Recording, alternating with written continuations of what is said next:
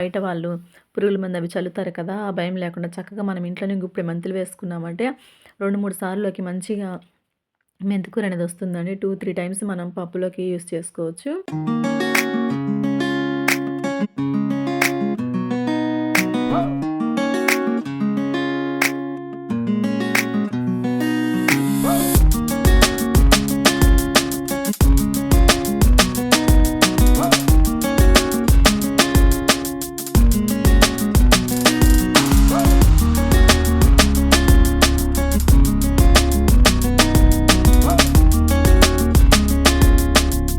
Hello అండి, welcome to our channel సాహిత్య Raju's kitchen.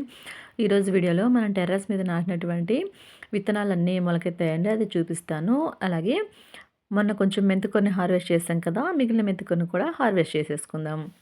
Okay అండి, చూసారు కదా, ఇది వచ్చేసి మెంతికూర అండి. ఒక 20 డేస్ అవుతుంది. హాఫ్ అయితే హార్వెస్ట్ చేసేసామండి, వీడియో కూడా పెట్టేశాను. చక్కగా ఇలా మనం ఇంట్లోనే మెంతికూరని అయితే పెంచుకోవచ్చండి. బయట వాళ్ళు పురుగుల మందు అవి చల్లుతారు కదా, ఆ భయం లేకుండా చక్కగా మనం ఇంట్లోనే గుప్పెడు మెంతులు వేసుకున్నామంటే 2, 3 సార్లులోకి మంచిగా మెంతికూర అనేది వస్తుందండి. 2, 3 టైమ్స్ మనం పప్పులోకి యూజ్ చేసుకోవచ్చు.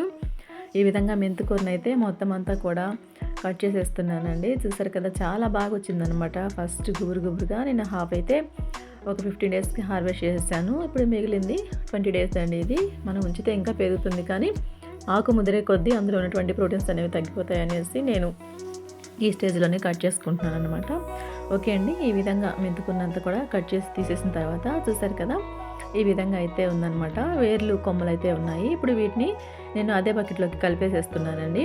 ఈ సైడ్ చూసారా, ఇంతకుముందు మనం కట్ చేసినటువంటి మెంతికూర బాగా ఎండిపోయిందనమాట. ఇప్పుడు ఈ మెంతికూర కూడా ఈ కట్ చేసిన తర్వాత ఉంటాయి చూడండి, లోపల ఉన్నటువంటి వేర్లు, ఈ చిన్న చిన్న కొమ్మలు, వీటన్నిటిని కూడా ఈ విధంగా కల్టివేటర్ తోటి నీట్గా ఇలా కలియబెట్టేసేసి మట్టిలోనికే వేసేస్తున్నానండి. ఇలా ఉంచటం వల్ల మనకి నెక్స్ట్ ఏదైనా మొక్క నాటేటప్పటికి ఈ మట్టి అనేది బాగా అదే ఎరువైపోయి మనకి చక్కగా బలం అనేది వస్తుందండి మట్టికి. చూసారు కదా, ఈ విధంగా అనమాట. మొత్తం ఇలాగ కలిపేసేసుకొని మట్టిలోకి ఇలా కలిపేసామనుకోండి, ఇదే మనకి మంచి ఎరువుగా అయిపోతుందండి, కంపోస్ట్ లాగా అయిపోతుంది అనమాట. ఒక 2 డేస్ తర్వాత ఇందులో మనం ఏ మొక్క నాటిన విత్తనాలు నాటినా కానీ అవి మళ్ళీ బలంగా పెరుగుతాయి. ఓకే అండి, నెక్స్ట్ వచ్చేసి ఇది చూసారు కదా, పుదీనా మనం కొమ్మలు నాటి 1 వీక్ అయిందండి. ఓకే అండి, పుదీనా కొమ్మలకైతే చక్కగా ఇగుర్లనే వచ్చేసాయి. మొక్క బాగా బ్రతికిందండి. చాలా ఈజీ మనం పుదీనా పెంచుకోవటం. మన ఛానల్లో వీడియో కూడా ఉంది, వెళ్ళి చూసేయండి. నెక్స్ట్ ఇది వచ్చేసి సోయాకండి. కవర్లో ఈ విధంగా వేసాను, బాగా వచ్చింది. ఇది ఎర్ర తోటకూర అండి.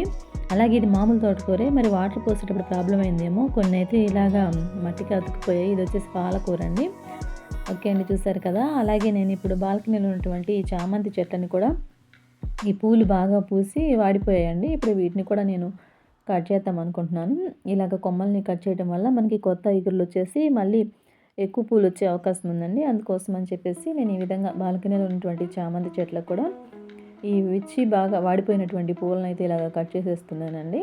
ఇలా కట్ చేయడం వల్ల మనకి ఇగుర్లు అనేవి వచ్చి మళ్ళీ పూలు అనేవి వస్తాయండి. ఈ విధంగా మొత్తం అయితే కట్ చేసేస్తున్నాను. ఓకే అండి, చూసారు కదా, ఇది ఇవాళ వీడియో. మనము విత్తనాలు నాటిన 3 డేస్కి స్టార్ట్ అవుతాయండి. కొన్ని విత్తనాలు 5 డేస్కి, కొన్ని అయితే ఒక 1 వీక్ కూడా వస్తాయన్నమాట. అలాగే చామంతి చెట్లు కూడా అప్పుడప్పుడు ఈ చెట్లలో పూలు ఈ విధంగా వాడిపోయిన పూలన్నింటినీ ఇలాగ కట్ చేసుకుంటూ ఉండాలండి. అప్పుడు మళ్ళీ మొక్కలు మళ్ళీ హెల్తీగా కొత్త చిగుర్లు వచ్చేసి మళ్ళీ కొత్త పూలు అనేవి వస్తాయి అన్నమాట. ఓకే అండి, ఇది ఇవాళ వీడియో నచ్చినట్లయితే వీడియోకి ఒక లైక్ చేసి, మీకు కనుక గార్డెనింగ్ ఇష్టమైనట్లయితే మన ఛానల్ని సబ్స్క్రైబ్ చేసుకొని పక్కన బెల్ సింబల్ని క్లిక్ చేయండి. Thanks for watching our video.